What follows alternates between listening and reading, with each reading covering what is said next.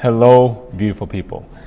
In this video, I'm going to begin a series of going through a book that I find a lot of value in, and a book that has, in my opinion, done a really good job of breaking down some of these really complex issues, some of the complex type of neuroscience into smaller, understandable parts. And I believe this book has really been helpful for me to try and figure out what is it I want in life and how am I going to get there. So I'm simply going to share some of the notes that I've taken from the book, and hopefully it will help you as well.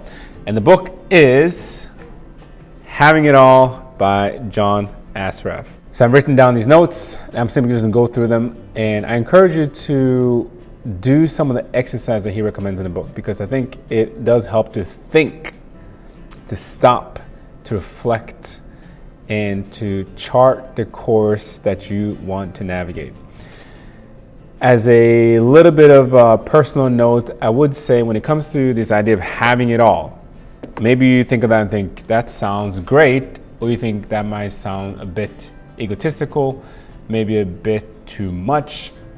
So as the name of this channel, it's all about thinking, it's all about growing, it's all about contributing. I personally believe that the things that you get, the things that you possess, it's all about serving, giving, contributing. When you do that, I think you'll also be more fulfilled. Jumping right into it.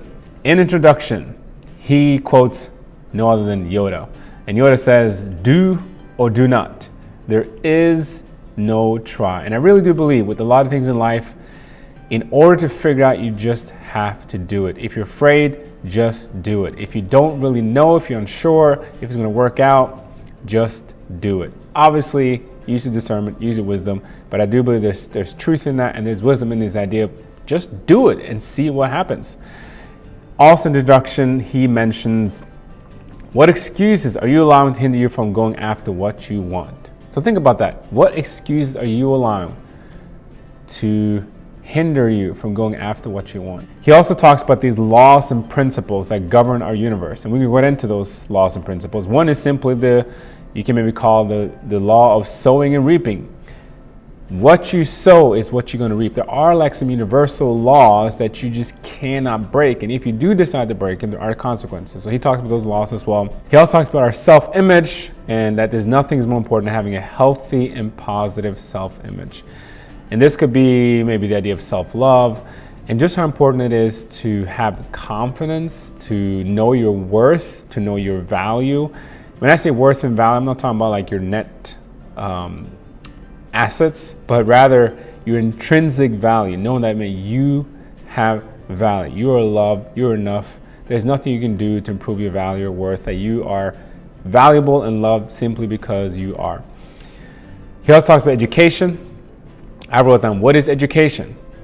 He mentioned that knowledge is potential power.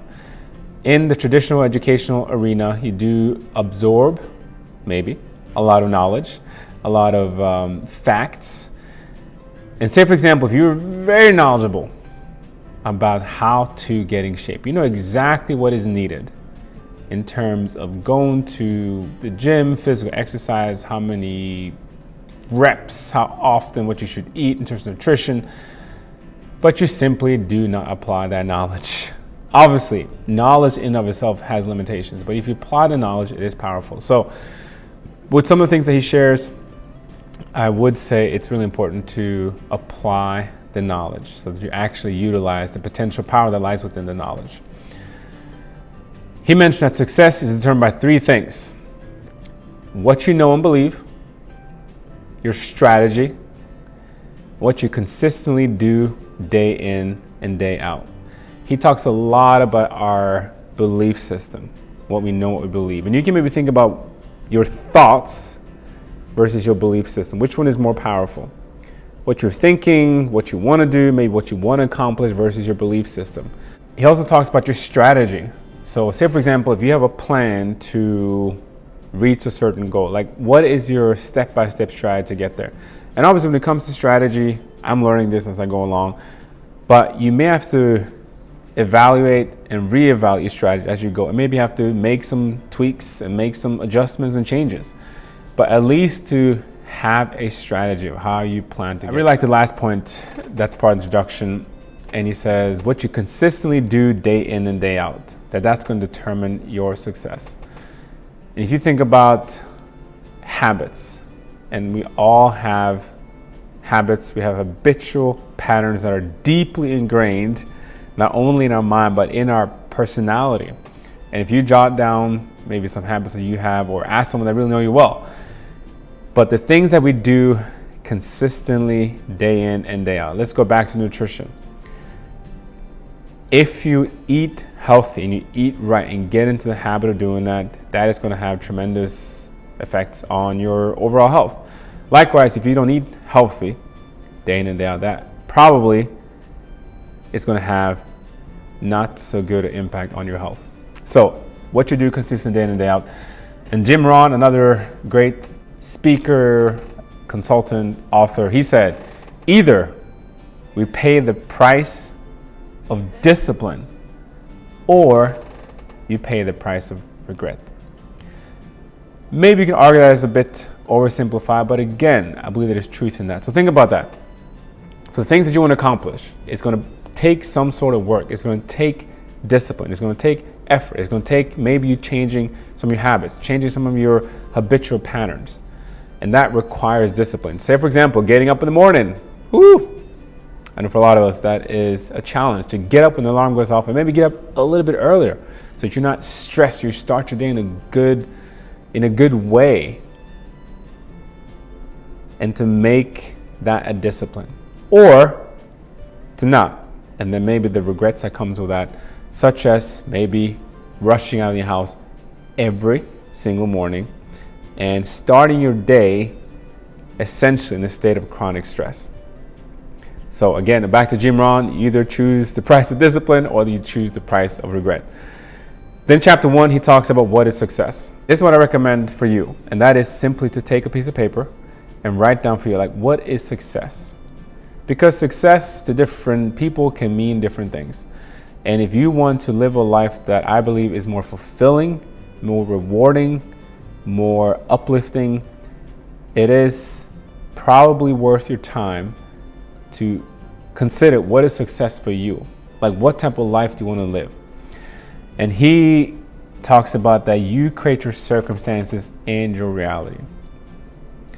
I know the first time I heard this, it was a little bit hard to wrap my mind around. Like, how do you create your own reality? How do you create your own circumstances? And essentially, you can influence your circumstances and your reality to a great deal. There are, of course, some things that are beyond our power, beyond the scope of our influence. But for a lot of the things that affect and involve our life, we can actually control. Like, we influence that with the things that we do, with the things that we say, with the things that we think. And what is happiness is another question he has. How do you create it? And he talks about happiness versus joy. And I believe that everybody deep down wants to be loved. I think we want to feel joyful. We want to feel like we're alive. I believe people want to feel that they are just enjoying the gift of being alive. And when you have that joy, when you have that happiness, it is so much easier to obviously have the motivation to do things, to grow, have the motivation to contribute. So for you to just take a little bit of time, a little bit of conscious effort to just think for yourself, like, what is success? Like, what is happiness? Like, what is it what would my life look like? What I want to incorporate in my life to have success, to have joy. And then he says that happiness is a personal choice and not a product of something external. Happiness is a personal choice. Many people say that the only thing that we really control, is what goes on in here. No one can take that power away from us.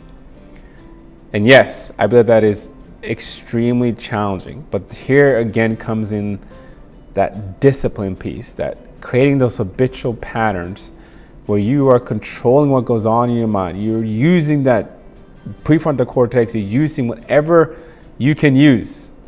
Affirmations, music, truth, books, literature, scriptures, anything to infuse your mind with truth, positivity, empowerment, things that you want to have be a part of your programming, so to speak. So again, back to the happiness is a personal choice. Start your day, start your life with time, creating that discipline, creating that pattern, so that at least in here you know where you're heading, you know what you want, you know what's important to you, and you do some of these exercises, you do some of the methods and tools that he will go through in this book to really start and to really do what you can to protect your personality so that your outer reality is a byproduct of what you want it to be, and not just that you are this reef blown in the wind, and wherever the wind blows, that's how you're going to feel and act and behave. Anyways, hope that's helpful. Some things to think about from the introduction and from chapter 1. And again, this is from the book Having It All by John Assaraf. All credit goes to Mr. John Assaraf because everything that I'm sharing comes from this book. But just something to think about. I do encourage you to take a little time to consider some of the things that he mentions. If you have any thoughts, if you have any feedback, please let us know. Maybe what helps you. Maybe you've done some of these things. Maybe you're expert in some of these things. Please share with us so we all can think about things. We can grow in these things. We can contribute. People around us, our loved ones, our neighbors, our coworkers, and together, collectively, make this amazing planet a better place to be, for me, for you, for everybody. Take care. Peace.